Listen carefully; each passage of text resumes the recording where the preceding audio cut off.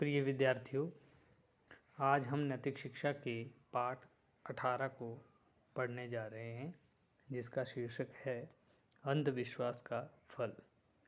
सहज विश्वासी होना जहाँ अच्छा माना जाता है, वहाँ अंधविश्वास एक ऐसा रोग है जिसका परिणाम केवल अंधविश्वासी को ही नहीं, उसके परिवार, समाज और देश को भी भोगना पड़ता है। यहाँ हम आपको एक ऐसे अंधविश्वास की सच्ची कथा सुना रहे हैं जिसका परिणाम इस सारे देश को कोई 1250 साल से अब तक भोगना पड़ रहा है। विश्वास करना मनुष्य का स्वभाव होता है, लेकिन अगर मनुष्य आंखें मूंद कर किसी पर विश्वास करता है, अंधविश्वास बिना जांचे परखे अगर विश्वास करता है, तो वो उसके लिए बहुत ही दुष्परिणाम उसके हो सकते हैं। सन 712 की बात है। ये 712 ईस्वी में पहली बार जो था अखंड भारत पर, जिसमें सिंध, पाकिस्तान ये सब जो है आता था अखंड भारत में, उस पर सर्वप्रथम जब सबसे पहले मुस्लिम आक्रमण हुआ था वो 712 में मोहम्मद बिन कासिम ने किया था। तो 712 की बात है। मोहम्मद बिन कासिम को सिंध पर आक्रमण करने का आदेश खलीफा ने दिया। खलीफा, इस्लाम में खलीफा को मोहम्मद के बाद उनका उत्तराधिकारी माना गया है।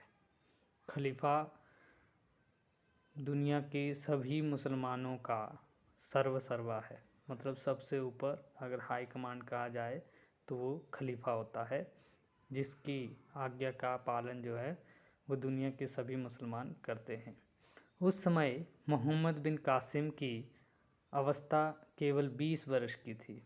712 में जब मोहम्मद बिन कासिम ने सिंध पर आक्रमण किया तो उनकी आयु सिर्फ 20 वर्ष की थी।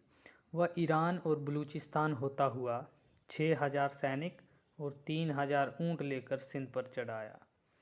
जब राजा दाहर को पता लगा तो उसने मोहम्मद वारिस को उस सेना को सिंध की सीमा पर रोकने का आदेश दिया। उस समय सिंध का राजा था, हिंदू राजा था दाहर, जिसको दाहिर कई जगह आप पढ़ने को मिलेगा, दाहिर। तो ये दाहर जो थे वो उस समय सिंध के राजा थे और उन्होंने मोहम्मद वारिस को सेना को रोकने के लिए कहा। मोहम्मद वारिस जो था वो एक मुस्लिम शासक था जो किसी से हार करके इनकी शरण में आया था प्राणों की रक्षा के लिए, और इन्होंने इनको शरण दी थी और इनके प्राणों की रक्षा भी की थी। तो उन्होंने इसे कहा कि उस सेना को रोके। तो उसने कहा कि राजधानी तक आने दो, हम उसका काम तमाम कर देंगे।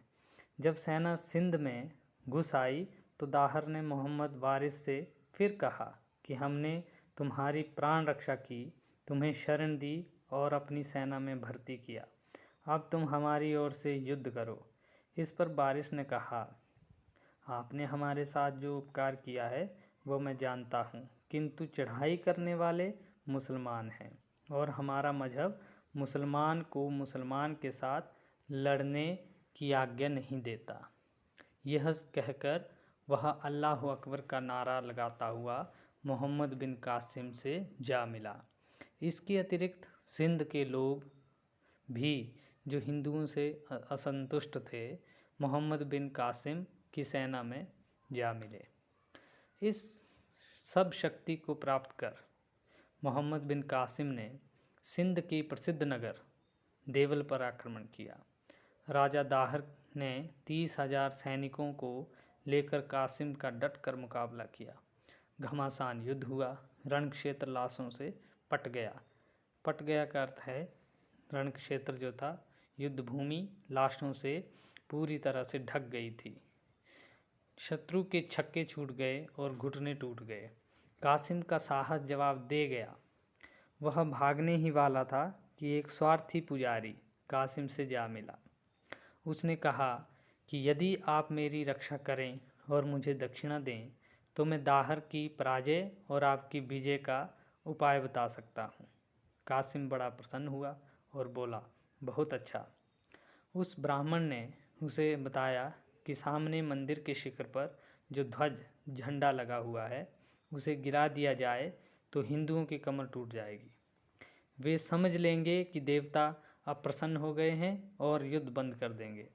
कासिम ने कहा, वहाँ तो कड़ा पहरा है, चिड़िया भी वहाँ पर नहीं मार सकती। ऐसी स्थिति में झंडे को कैसे गिराया जा सकता है? पुजारी ने कहा, ये कार्य तो मैं कर दूंगा। मैं इस मंदिर का पुजारी हूँ, रात्रि में इस ध्वज को गिरा दूंगा।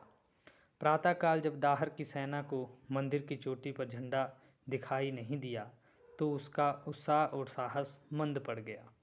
सैनिक अंधविश्वासी थे, उन्होंने समझ लिया कि देवता अप्रसन्न हो गए हैं, अब हमारी पराजय निश्चित है।